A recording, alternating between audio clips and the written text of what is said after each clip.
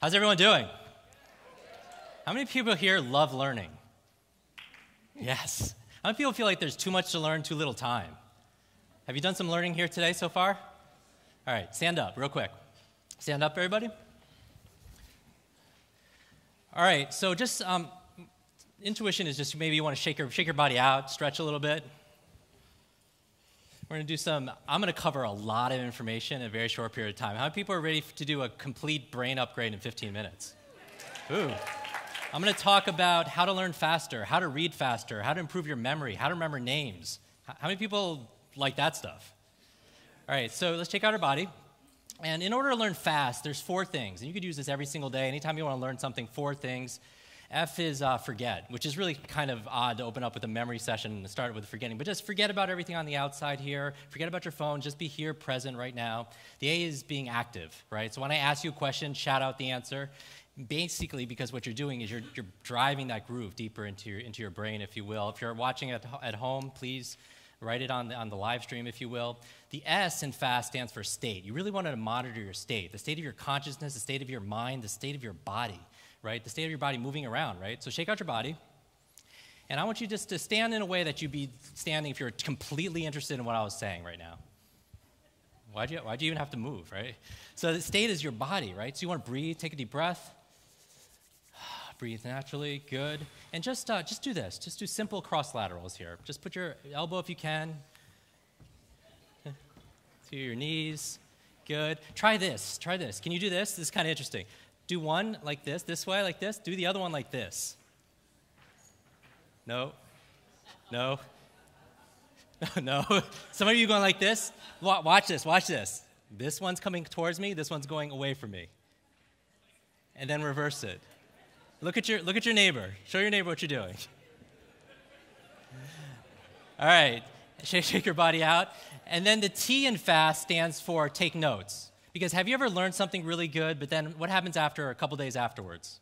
You forget it. There's a learning curve, but there's also a forgetting curve. Within 48 hours, you can learn 85% of what you learned, so take notes. And I'm into mind mapping personally. I do this whole braining technique where I just draw a line down the page. On the left side, I capture my notes, and on the right side, I create. So kind of like left brain, right brain. I take notes here, and I create notes, my questions, how I'm going to use it, like that. So have a seat. Let's get started.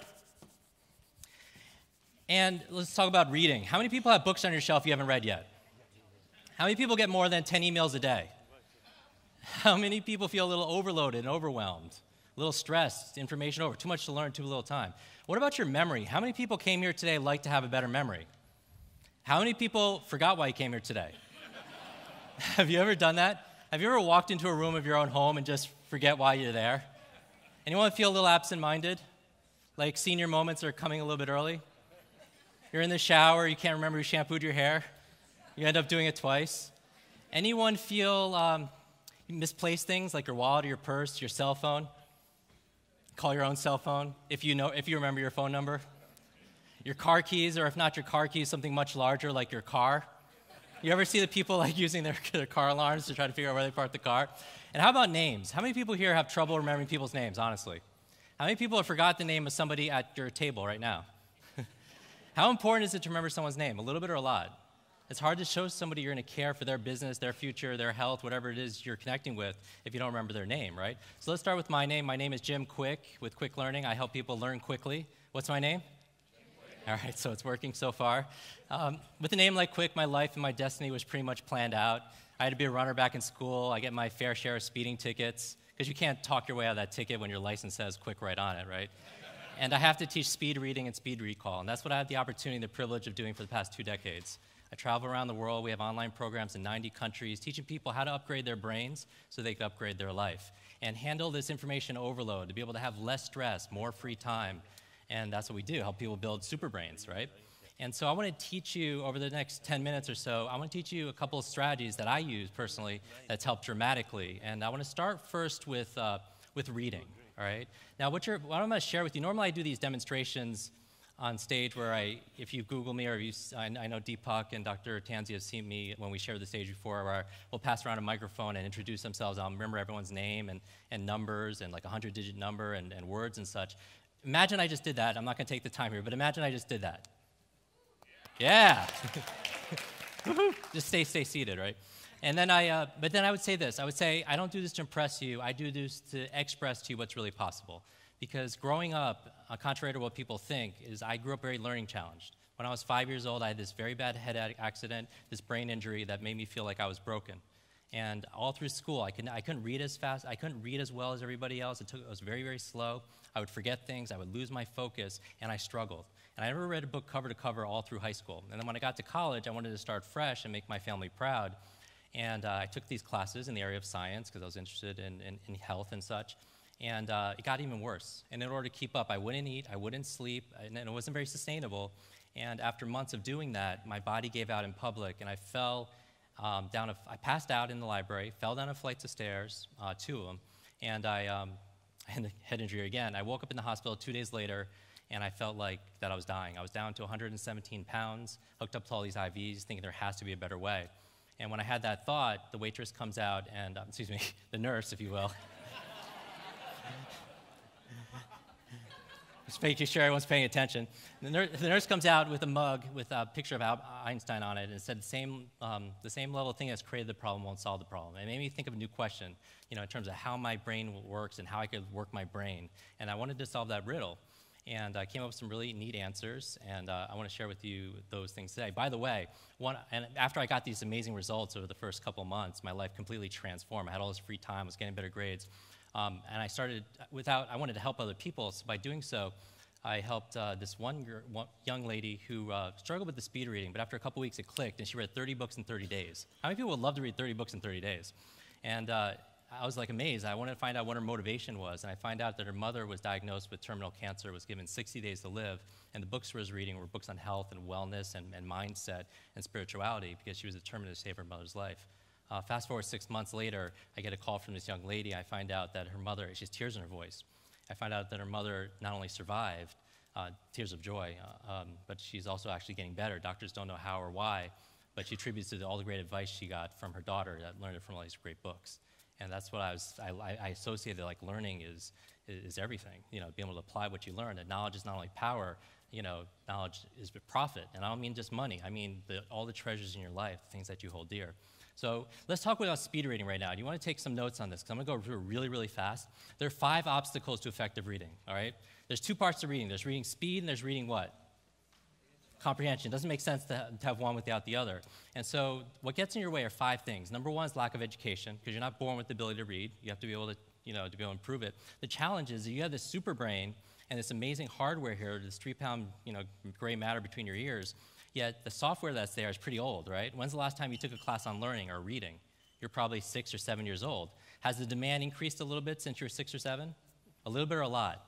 A lot, right? But the education system hasn't changed a lot. I always thought it was interesting that school taught us what to learn, math, history, science, Spanish, but there's not a lot of classes on how to learn, how to think, how to listen, how to take notes, how to read faster, how to focus, how to create, how to solve problems, how to remember things. And so that's what I put my focus on. So second obstacle to effective reading is lack of focus. How many people have ever read a page in a book, get to the end, and forgot what you just read? How many people have trouble, their mind wanders everywhere, right? And I think one of the issues is that we read so slowly. Because when you feed this super brain, if you will, 1 word at a time, metaphorically, you're starving your brain, right? And if you don't give your brain the stimulus it needs, it'll seek entertainment elsewhere in the form of distraction, right? And so your right brain is imagining things, thinking about the bills and everything. And so speed actually will give you the speed you need to actually come from actually going faster will actually help your focus. It's kind of like driving a car. If you're driving 20 miles an hour, you could be doing 6 things, texting and singing and thinking about the dry cleaning. But if you're going like 100 miles an hour, you're focused on what's right in front of you, right? True or false? True or false? All right, so you're not thinking about the dry cleaning. So speed will give you the focus, gives you the comprehension. Third obstacle, subvocalization. How many people notice when you're reading something, you hear the inner voice inside reading along with you? Hopefully it's your own voice. You don't hear like 2 or 3 voices in there, right? And so if you have to say all the words in order to understand what you read, that means you can only read as fast as you could talk. That means your reading speed is limited to your talking speed, not your thinking speed. And we know 95% of the words that you've seen before you don't have to pronounce any more than you would pronounce stop on a stop sign. You can read by sight, not by sound. Fourth obstacle to effective reading is regression. How many people backskip when you read? Or reread words, or reread whole lines, right? So we waste a lot of time. Fifth obstacle to effective reading is belief. We talked about belief. Here, stand up real quick. This is what a belief is. Stand up. And point forward with your right hand. And I want you to just, without moving your feet, turn to your right as far as you could go as you poke your neighbor's eye out. And notice how far you could go comfortably. Notice where you're pointing. Come back center. Put your arms down. And then I want you to just close your eyes. And I want you to imagine you're turning this time. Close your eyes. Breathe naturally. Imagine you're turning twice as far as you did the first time. And then with your eyes closed, see and feel yourself turning 3 times as far. Like you're made out of rubber. See and feel it in your body. And then one more time, like you're Gumby, see and feel yourself turning 4 times as far, really enjoying it. And now open your eyes, point forward with your right hand, and turn to your right now as far as you can now go. Wow. Now raise your hand if you went further the next time, the second time. Now what was the difference? Some of you went 25, 50% further, right? Where was the limitation if there was one? And people say, I don't have a belief on how far I could turn. You have beliefs about everything. Some of you go at 25. That's like metaphor. If you could do that with your body, can you go 25, 50% more with your business? 25, 50% more effortlessly with your brain. So that's what a belief is, right? So sit down real quick. And then I want to give you a couple tips and then get to the memory. I'm into role modeling. So who are the fastest learners on the planet? I did this to an audience of like 6 people from 60 countries. A whole table yelled out pygmies. I still don't even get it. But children, right? Children are the fastest learners. And so if you're role modeling children, first of all, they'll use part of their body to help them focus. What part of their body? Their finger. And best by using a visual aid, a visual pacer, a highlighter, a pen, a mouse on a computer will boost your reading speed 25 to 50%. How many people are willing to try that? Okay, good. Now, I actually recommend using a specific hand. Which hand do I recommend you use? There's only so many possibilities, right? Left hand. Because why? Maybe why? Right brain, right? So you know that there's a brain-body connection, but there's also a body-brain connection that by using your body in certain ways actually stimulates different parts of your brain. Just like jugglers, they've been a new study out of Oxford, jugglers actually have bigger brain. They create more white matter. These kind of exercises, like Dr. Lawrence Katz did studies talking about eating with the opposite hand or brushing your teeth with the opposite hand, helps to be able to engage. And why would you want to engage the right brain? Because left brain logic, words, and this is metaphorical, right? It's much more complex than that. Left brain's logic, words, sounds, most people read here, but this is the experience here, right? This is the emotion, the imagination, the visualization. So how many people are willing to try using their left hand? Fantastic. Let me get to names really, really quickly. How many people want to remember the names of everyone they meet at this event? How cool would that be, right? So remember this, 3 keys to better memory, M-O-M. What is it? Mom, all right? So first M stands for, actually, let's say there's a suitcase here of $100,000 cash for you or your favorite charity or your research if you just remember the name of the next person you meet. Raise your hand if you're going to remember that person's name. What technique did you use? Nothing, right? M stands for motivation. What's your motive for action? So ask yourself, why do you want to remember the name? Because reasons reap results. Reasons reap results. I believe that there's a success formula, H cubed, goes from your head to your heart to your hands, that you can visualize things and affirm things and picture things here, but if you're not doing something with your hands, which we're all guilty of not doing something, then usually what's yet to engage is the heart, right? The emotion, the energy emotion. You know, like my early martial arts instructor said that you can't steer a parked car. You need that energy. So why? The O is this. Shake out your right hand, do this. Make a fist, put it to your chin. Now guys, where's your chin, really? Right? The O in mom stands for observation. Pay attention, observation. You know, like, so I remember the first time I met President Clinton. And he, how many people agree? He's charisma, you know, amazing connector, communicator. What I found, and he's great with names, right, for those of you who've met him before, but I find that I asked him which memory technique he uses none. But he has this powerful presence, and I feel like it comes from him being powerfully present, right, being right there in the moment. And it's no wonder he can remember so much things because he's right there with you. He's not distracted, looking over your shoulder, seeing who else might be in the room and talking to themselves. Pay attention. M stands for mechanics. Right? These are the tips, the techniques, the strategies that we teach on how to remember names. Let me give you one really quick one. I want you to be suave. Be suave. So when you're here over the course of the weekend, and those of you watching at home, I want you to be suave. All right, so you're going to what? Be suave. The B stands for believe. If you believe you can or believe you can, either way, you're what? You're right. Henry Ford said that, right? So your mind is always eavesdropping on your self-talk, so eliminate the negative self-talk about your name, about names and such. The E stands for exercise. I don't mean physical exercise, although those who are more physically fit active will do better on mental acuity tests. Whatever's good for your heart is good for your head, right? I mean practice, because practice makes what? Progress, right? Practice makes progress, right? So you want to be able to practice. Now the SUAVE stands for, the S stands for say it, so I'll say the name. Deepak, it's nice to meet you, right? First thing you do. The U is I use the name, but I don't abuse the name. Deepak, thanks so much for having me. Deepak, do you want to grab something to eat? Deepak, what would you like to cover? That would be an abuse, right? But use the name 3 or 4 times in the context of the conversation. The A is ask. You meet somebody, 90% of the time, their names you're familiar with, but 10% of the time, they're kind of unique, fun names, and you could ask about it. What can you ask about a person's name? How do you spell it? What else? Where's it from? What else?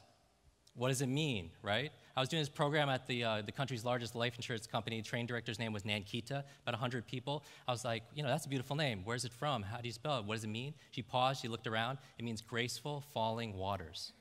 I was like, wow, that's really beautiful. And then based on the audience reaction, I was like, how many, raise your hand if you knew that's what her name meant. Not one person raised their hand, right? So you ask. Everyone's favorite subject is themselves. The V is visualize. How many people are a lot better with faces than they are with names? Raise your hand high, right? You go to someone and say, hey, I remember your face, but I forgot your name. You never go to someone and say, hey, I remember your name, but I forgot your face, right? It wouldn't make any sense. So visualize means if you tend to remember what you see, then try seeing what you remember. So you turn the person's name into a picture. So a person's name is Matt. You imagine using their shirt as a what? A doormat. A person's name is Mary. You can imagine what? Getting married, right? Or carrying lambs, right? If a person's name is Carol, you can imagine what? Singing Christmas carols. And this, what it does is gets you to focus on the person. It gets you focused on the name. You have to do something because after 6 seconds, it'll disappear. So you want to be able to do something. So a person's name is John. You could picture what? Whatever you picture. And then the E in SUAVE stands for end. You walk into a room, you meet these people, you end saying goodbye to every single one of them by name. Because if you can walk into a room of 20 people and leave saying goodbye to all 20 of them by name, who do they all remember? And that's a standout skill. How many people are willing to try that? How many people are willing to try that this weekend, right? And so I want to thank you. This is really what this is, for me, this is all about. It's about transcending. It's about transcending, which is ending the trance. There's this social hypnosis saying that you're not good enough, that you're separate from everything, that you're not smart enough, that you're not powerful enough. And I think what this event is for me is just about transcending and doing it together. And so I appreciate your time. I wish your days be full of lots of life, lots of love, lots of laughter, and of course, lots of learning. Thank you.